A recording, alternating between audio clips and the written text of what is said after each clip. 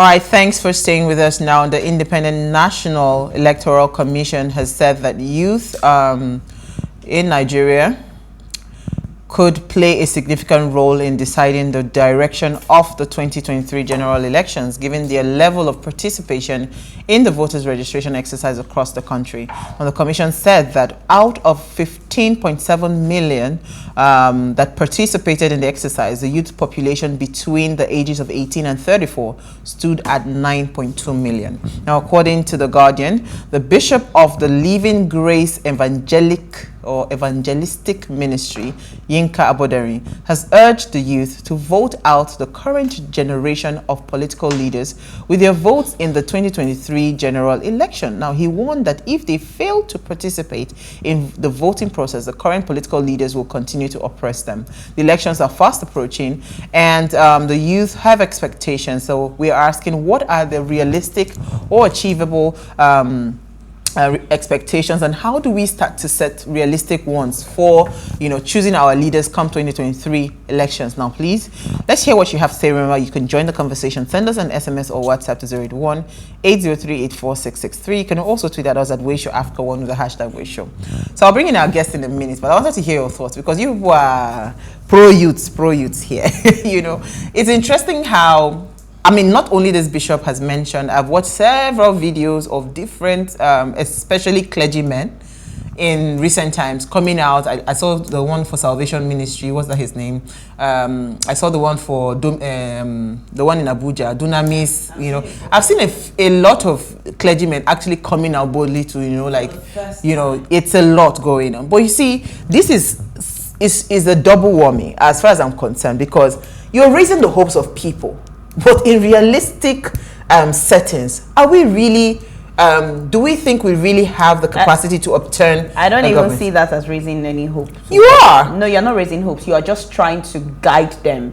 Really? Yes, they're guiding them. Okay, I think you should vote for this person. But you're not telling clergymen are raising hopes. You're not telling them that this person will win. We've not heard any clergymen, they are raising hopes. You know why I say so? Why? Because a lot of times you see their preferred candidates going to different churches, they are raising his hand, everybody's shouting. So it seems, wait, let me land. It seems like this man has a crowd, right? Backing him up. But hey, does it translate to voting at the polling units? But let me hear your thoughts, Elsie. Okay, so money they are saying, hey God. So I agree with Manny though. They are not raising anybody's hope because they've not come out to tell you that they've seen their God telling them that XYZ is going to win, right? So it's still everyone aligning to what they think is the best for the country at the time. I was chatting with, let me call him our friend of the house, Zio, the other day after he read my article. And he said something, his own angle is always interesting. He said most Nigerians lack voting capacity because voting capacity requires long-term decision-making ability that requires the seeking and use of knowledge and information, which requires education. Most Nigerians are schooled but uneducated.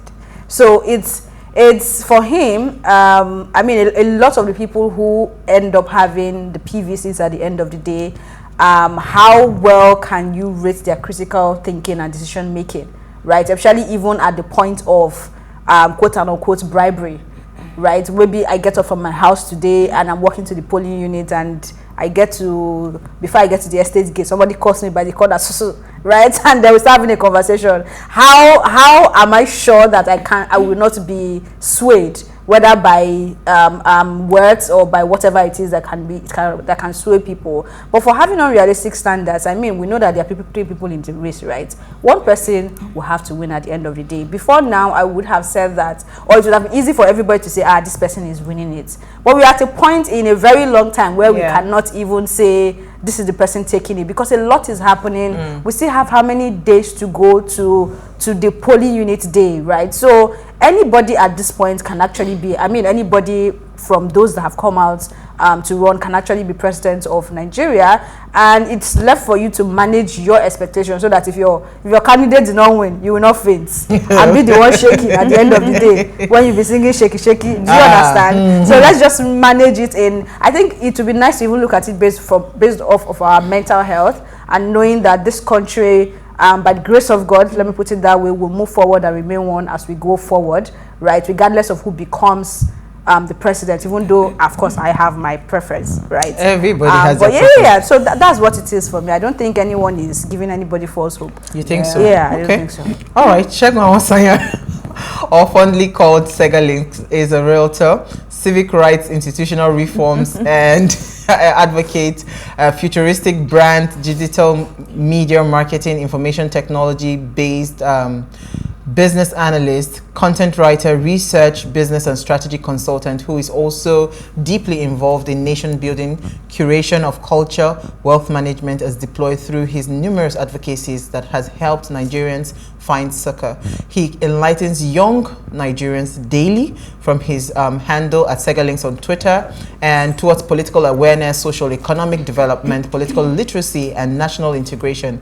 His effective advocacies are renowned for their mastery in the development, affirmative action in galvanizing the political will of the people enough to bring about the needed change. He served as a panelist, member, and spokesperson at the Lagos Judicial Panel of Inquiry for Victims of SARS police-related abuses and other matters. And he's joined us live in studio. Thank you so much, Sega. Thank you. For having me. How's everything?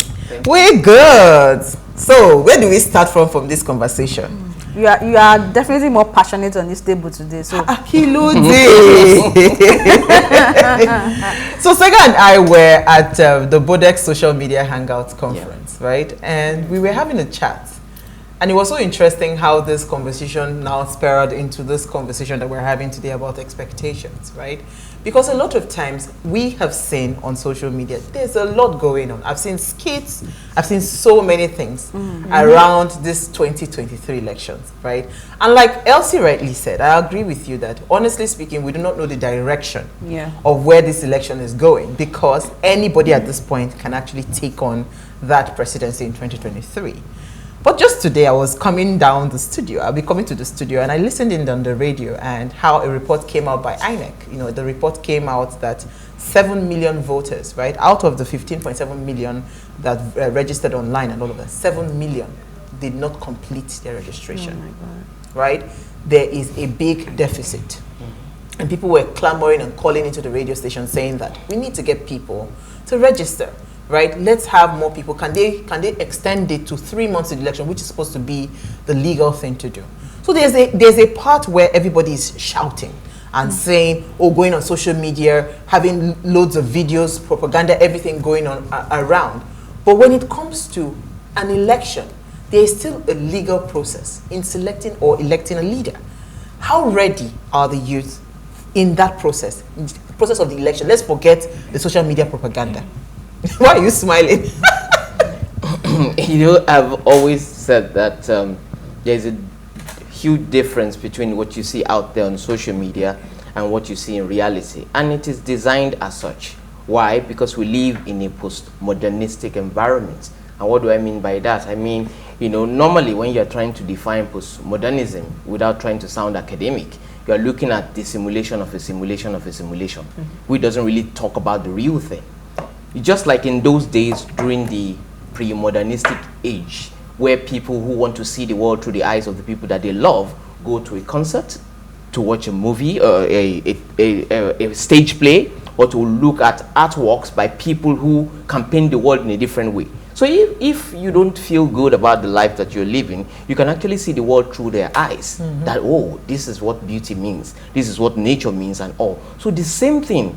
Now when modernism came, we don't have that grand narrative that tends to help us shape reality, like the Bible and the rest of the other things in those pre-modernistic age. Now that we're in the age where we all want to see things from other people's eyes. For example, Elsie wants to buy something. She's not going to look at the billboard to say, oh, this billboard is nice, this thing is new, let me go and try it. But if you should say, Elsie, there's this thing that I use, man, it's just brightening up my skin, she's going to get it because you said it.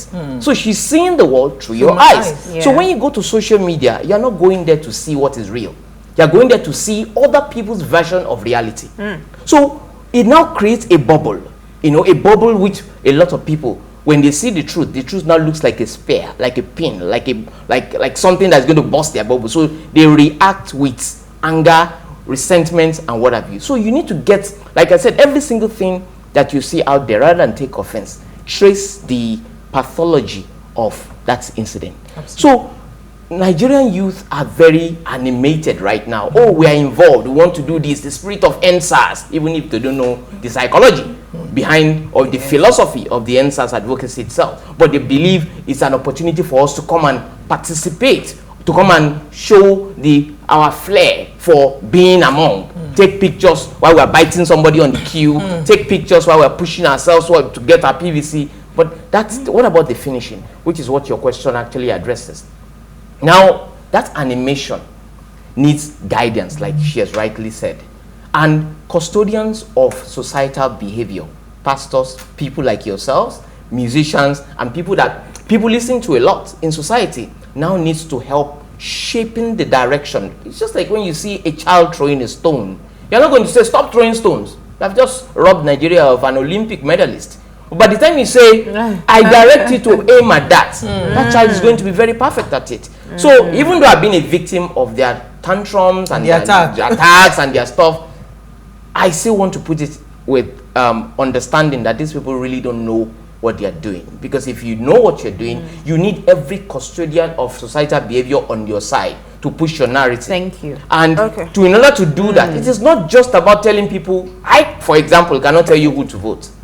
Because but I can show you realistically what you need to do to make sure that your person comes in. Absolutely. And which is why we're saying, rather than say we are voting somebody out, rather than saying we are showing somebody Pepe, rather than saying we're going to make our enemies cry, why don't you look at competence? Why don't you look at capacity? Why don't you look at character? Why don't you have some criteria with which you're using to push that particular candidate so that you can win other people? And forget what it is that you do not want. Exactly. Because the nature doesn't respect the polarity. Whether you want something or you don't want, if what you keep on talking about is what nature will give to you. Absolutely. So if you keep talking about somebody whose head is shaking, hand is shaking, eye is blinking, that's what you're going to get at the end of the day. Because from experience of 2015, despite our tantrums, you remember the kind of president that we end up having. So it's not about tantrums. It's about, are you willing to support that candidate that you are rooting for? Are you willing to galvanize people in love to see the advantage of this person over other people? Are you willing to mobilize people for this person? Are you willing to give to this particular campaign? How many of us are giving to any of the candidates of our choice? But we're willing and hoping that he is the winning horse. Nigerians love queuing behind winning horses. Election has not ceased to be a reality TV show to them. Unfortunately, reality TV shows don't have real life consequences as much as elections. So until people who know better or who can see better begins to say, look, I'm not even saying I know better than you do. I'm saying you are the energy. Let me use my little wisdom to direct you and say, let us do this, let us do that, so that we can have a country that works for all of us. Absolutely. And that's exactly the energy. It's interesting that you would compare 2022 or 2023 to 2015, because from where I sit and what I see, it's absolutely not the same thing, right? Okay. But I also like how you weave your words, right? So I'm going to ask you a very simple question. I mean, if you can't explain that, then maybe it will help me begin to understand how you're seeing things, right? How would you rate the impact of social media on advocacy and electioneering campaign? How would you rate, would you say social media has an impact on things like that? As of 2015, the impact of social media is not this much. It wasn't this much. Why? Because there had never been anything done or tested that have been run through social media for social good that have actually materialized into anything in reality. But we've had EndSARS. And I'm speaking to you based on the fact that I created EndSARS. And I'm telling you, with the psychology and philosophy behind EndSARS, if used for political drive, it will give you the kind of result you want, but not in the sense of tantrums alone. You can see what tantrums alone did to even to the EndSARS campaign. And you can see what advocacy, intelligence, and strategy did to the EndSARS campaign in terms of what materialized in terms of policies, in terms of principles. Today, I heard you talk about police, the internal mechanism of self-correcting policy within the police system. They are beginning to bring themselves to book without you needing to shout on social media per se. So the impact of social media as of 2015 what it was used for then was for campaign of calumny, lies, and propaganda and the rest. And if not for some of us who even stood against it, they would have taken social media totally out of the hands of normal human beings in Nigeria. So what I'm trying to say now is that even though we have louder noises and bigger animation in 2022, the spirit and the ignorance of 2015 is still there. There are people who don't even know why. If you look at the kind of argument, the quality of argument, it's not about the quantity now, the quality of argument you have on people who says, this is my candidate. If you're not voting for him, you are not a Nigerian, you are not human, you have a tail, you have a horn, you are part of the people destroying this country. That is not a campaign. A campaign is such that if you are going to be an advocate of a campaign, you should be able to let me see through you. Remember, even if you are spreading the gospel, it is said that let Christ be the epistle written in your heart, read by all men. I need to be able to see your rationale behind that particular candidate. For example, I know all these candidates. I know all these politicians. I know who they are, even behind their closets and everything. And I can tell, but it is not in my place to tell you what to do. My own is to help you, guide you through things that we can agree on, which is what we did during EndSARS, common ground. What's that thing? What are those factors that we all can agree on? We all agree that we need a president that has character, that has charisma, somebody that will want to speak and we say, oh, our president is speaking, let's go and hear what he wants to say.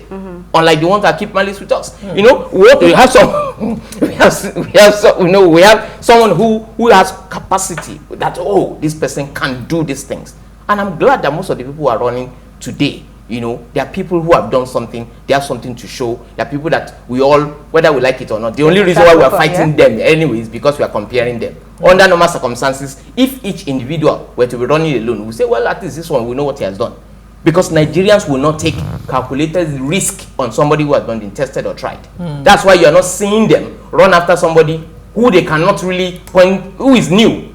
But everybody in the race, the names are known. They've been in the race before. So we have not really cured ourselves from 2015, if you ask me. I will come back to that, but let's go on a very short break. We'll be right back. Stay with us.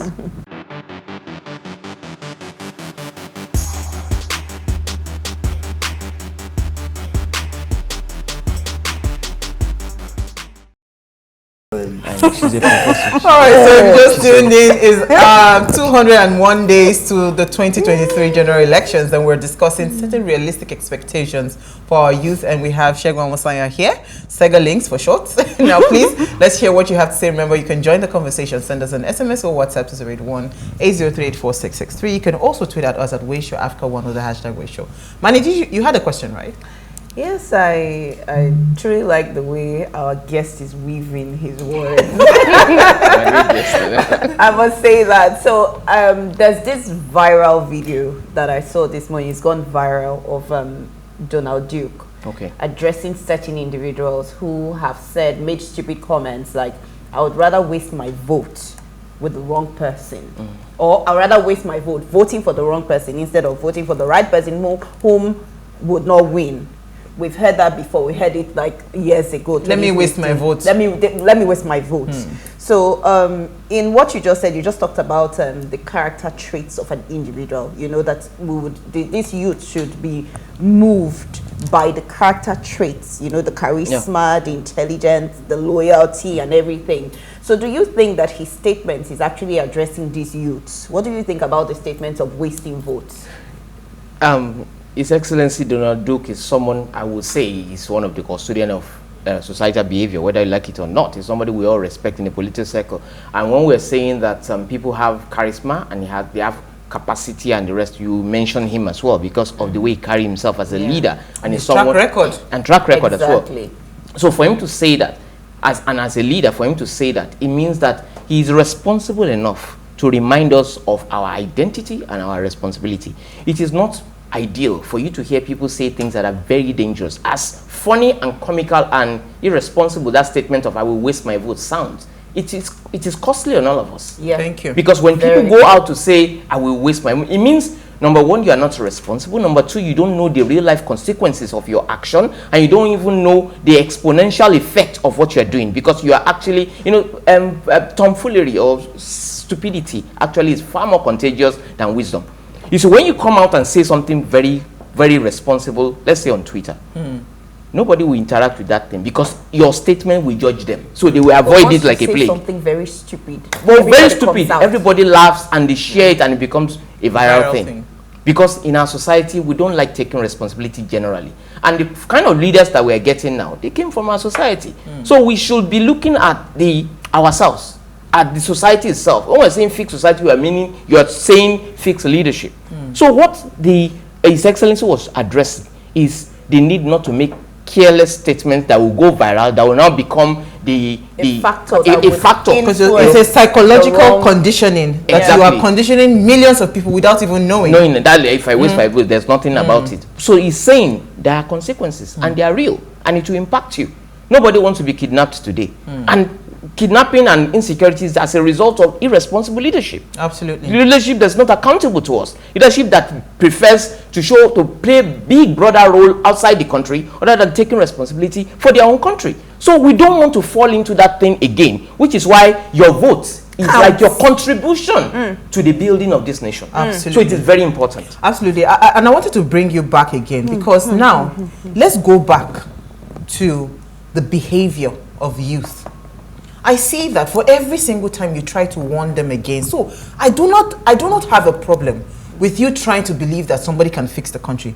I personally do not believe one man can fix Nigeria. Nigeria is an institutional lacuna, we'll call it now. Nigeria has problems that is institutions that should be set up to fix, not a messiah that we all have. But let us even leave it that youth want a messiah. When you try to point out that this messiah that you are talking about, he has strengths, he has weaknesses, there are opportunities for him, and there are threats for him. Nigerians don't want to hear threats and weaknesses. They only want to hear his strengths and his his opportunities. Nobody wants to look like detailed to see the structure of really what you are up against. Because it's only when you know what you're up against that you can now find a proper strategy to really fight it. And I love what you said about forgetting about somebody's hand is shaking. All those things are nuances that you do not need in your campaign. Focus on what is important and follow on that. But why are the young people they don't even want to hear anything about their candidates' weaknesses or maybe the threats that would threaten his emergence as the presidential winner for the 2023 elections? Why? The issue is we believe in this winner-takes-all mentality. We believe that if you are supporting somebody is a perfect person, we must make a god out of the person as if he fell from the sky. And we always think that, anything we say is law because we are many, for we are a legion. Yes. So, and in this demonistic posturing, of course, it's still part of semiotics of, social standing in their society, meaning half information that people have turned into whole, and they've created, just like the same thing I'm trying to say, that they create this simulation that is not actually real. They want to present someone as somebody who is blemishless, who is an angel, who you must not touch not my anointed. Everything about him must be good. If you have anything to say, you are an enemy of this country. So they are like that because of the way we are being conditioned over time. And if you ask them, they say, you don't even understand where we're coming from. You don't even understand what you have seen. And you'll be wondering, am I not in the same country? Am I buying fuel at a different price? Is it when it rains, am I absorbed? And the rest of it. So I think it is that lack of accountability that we see in our leadership or in our leaders that we see in our citizens as well. There's nothing you see out there that you don't see within the citizenry. And because of that, when we say, we're presenting a candidate, we don't want anybody to criticize that candidate because we feel criticizing him will lower his chances. Meanwhile, this person is offering himself to lead, to serve us. And if he's doing this, it means we should be able to scrutinize this thing. Which is the mistake that you talked about that Elsie said she's disagreeing in 2015. Because we presented a messiah in 2015 that could fix corruption. Because that was the slogan. Yes. He could fix corruption. He was an ex-military leader that we believed would have the expertise to solve the security challenges. What happened to us how many years down the line? So don't interpret his words and then say that is what I said is not. That was not what he was talking about when he was talking, right?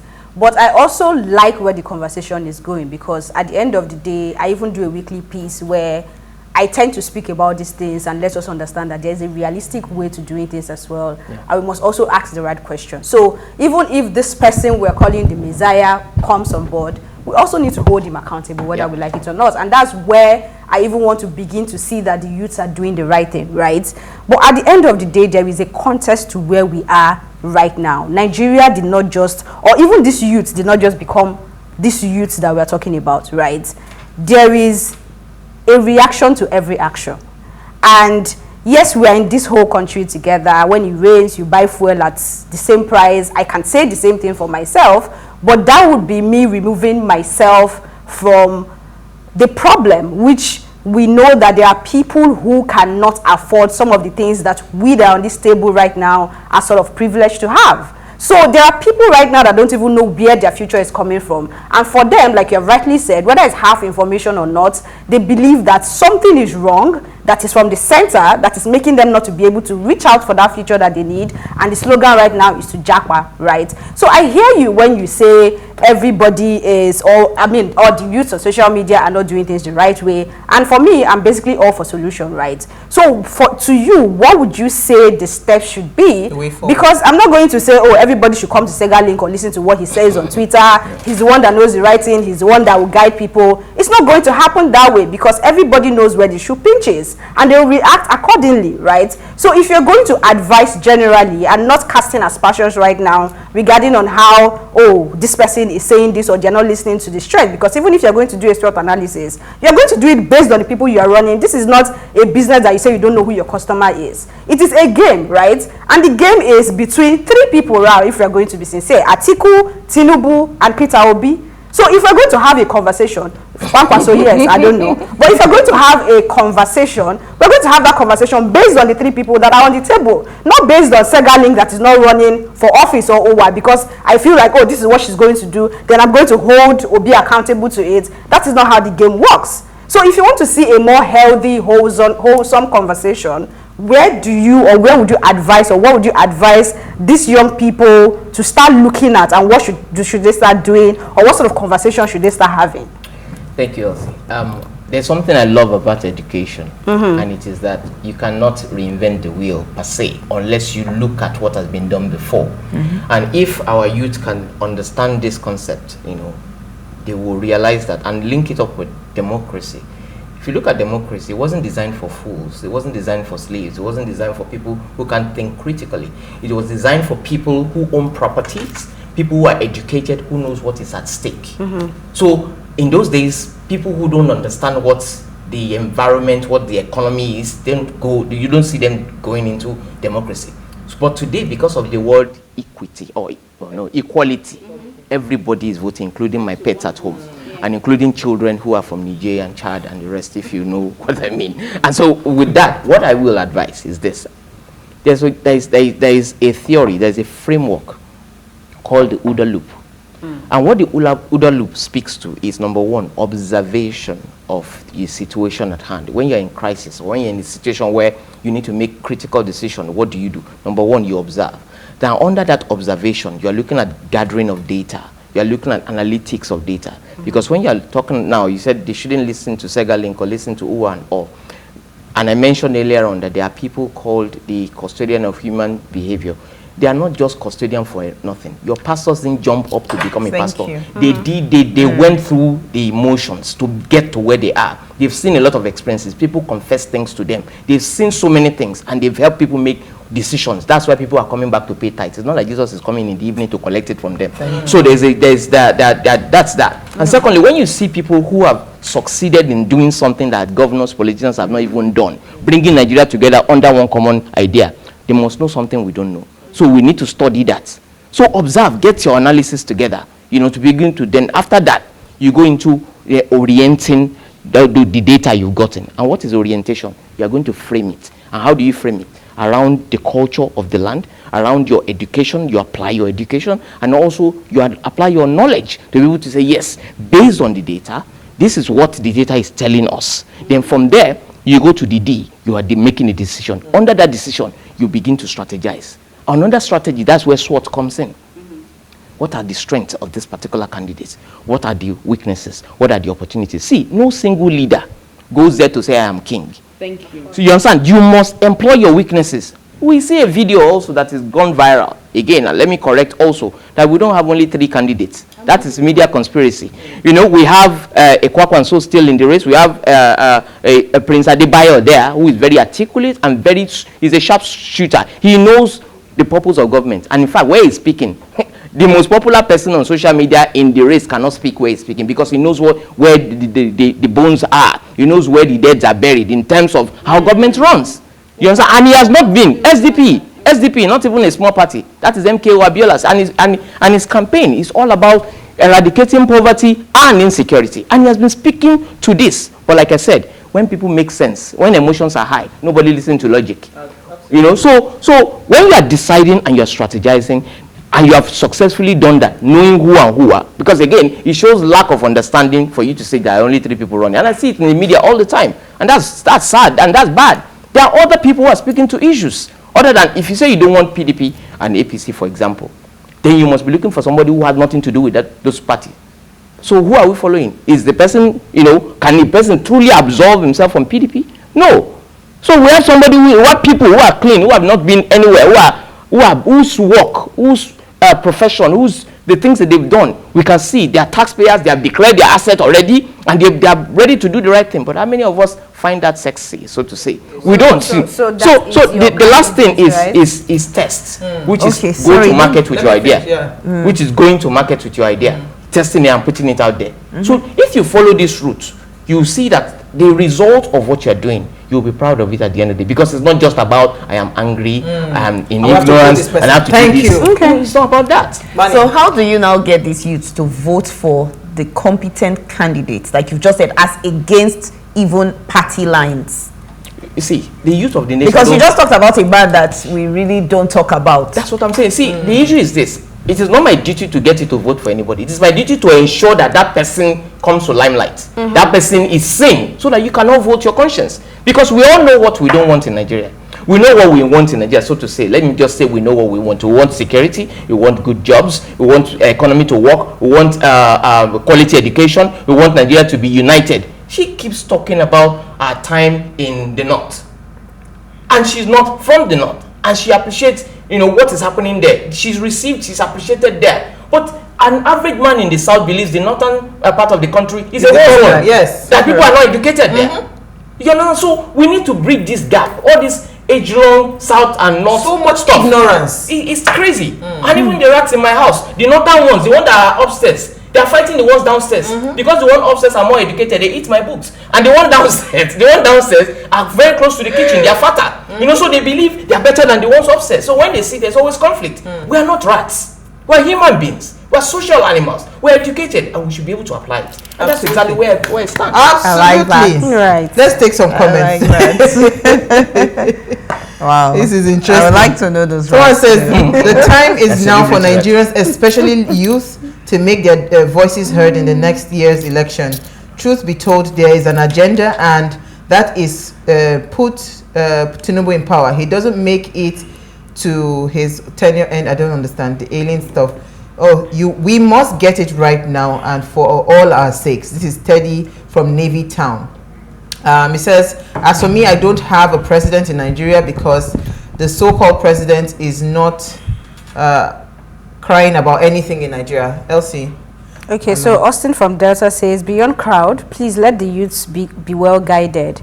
Ask your guest if EndSARS shouldn't have succeeded if the right... Have succeeded. I don't know if that's what he meant. Just shouldn't, if the right trigger was pulled by withdrawing from the streets after making the desired impact during the early days of commencement, when the ovation was loudest, until it was hijacked and unnecessary blood that flowed. Let there be less talking. Engage your PVC at the D-Day, because your opponents won't fold hands. Political education is key, and wisdom. Thank you, Austin. Good evening, my dear beautiful sisters of What Are You Saying? Ways. 201 days to 2023 elections. Setting realistic expectations for our youth. A layman's definition of change is that he or she wants things to become better. Sister Uwa made mention of the youth taking responsibility and that the change in Nigeria lies in their hands. My dear beautiful sister Elsie said everybody wears the shoes and they know where it pinches. This present government promised us change, and the change they gave us was disastrous and terrible. It was change from good to bad, and we were all deceived. Our PVC is our ticket to change come year 2023, and we must not joke. Let us join hands together and vote out this government. They have failed us. My name is Daniel Ilo, regular fan. So I have to take one last question, then I want you to wrap up this conversation. We have like a minute. Some responses say, hi guys. One, some responses are better expressed figuratively. Two, there is a genesis to everything. If people choose a particular medium to express themselves, it is clearly allowed. Speaking grammar is good, but we should all go out there and express what we believe in. This is of Chisom, yes. So you have, I mean, when that the comment that Elsie made about the EndSARS, which is where I want you to wrap up. There was a point where the ovation was loudest. The government was on a standstill, and they kept on asking, what are the demands? How do we navigate to say, okay, yes, we have made a point. Our voices have been heard. How do we now channel that into what we want, as opposed things going south? You see, the issue is common ground. It's about common ground. You see, when you are in a mob, there's no how you can come together to arrive at one particular answer. Because usually when you say we're going to protest somewhere tomorrow and everybody hears about it and you get there, you see a lot of people talking about something different, totally different from what you planned. And it's always like that, because human beings are, we all have our own interests. And it's very difficult for people to think outside their own sentiments. So when you have a common ground and government is asking you, what exactly do you want? It's not that they don't know what they're doing. They know that while you are there in that particular mob, there's no how, because you are in a mixed multitude, you can come up with something. But once something strategic happened then, they were on the street, and some of us are in Abuja, telling them that, look, this is not different from what you have been talking about since. You have not engaged this youth to tell them how far you have come with police brutality and this and that and that and that. And they were like, if you have carried them along, they wouldn't be on the street in the first instance. Engage them and assure them. Address them. They're your citizens. Talk to them that, look, we have you covered. What you are doing is right. We have heard you. We've listened to what you've said, and we're going to do something about it, which was what happened. But eventually, because it was a mixed multitude, certain people decided to say, you know what, we don't even want this anymore. Since they have accepted it, we want something else. We want this, we want that. And that was where we lost it. So what he was saying, please ask the guest why he voted against the closure of the toll gate. Was he paid by anyone? No, there wasn't a vote about anything. The way judicial tribunals work is such that you look at the essence and the purpose for which you were set up. The purpose for which you were set up wasn't to lock up anywhere. Absolutely. It was to do an investigation, which we have done, completed, and there was no reason punishing anybody who was not even in the dock before us. They were only there to help the investigation. Absolutely. Thank you. Sega, we're going to have you back. Whether you like it or not. Thank you so much, ladies. Thank you. All right, so before we go, ensure you follow us on Instagram at PlusTvAfrica, on TikTok at PlusTvAfrica. You can interact with us further, drop a comment, and more importantly, follow all our engagements on social media. Like, share, and invite your families and friends to watch and follow the conversation, right? If you missed today's quote, here it is again. It is the duty of the youth to war against indiscipline and corruption, because they are the leaders of tomorrow. We'll see you guys live at 8 p.m. tomorrow as we bring another great conversation to your screen. Enjoy.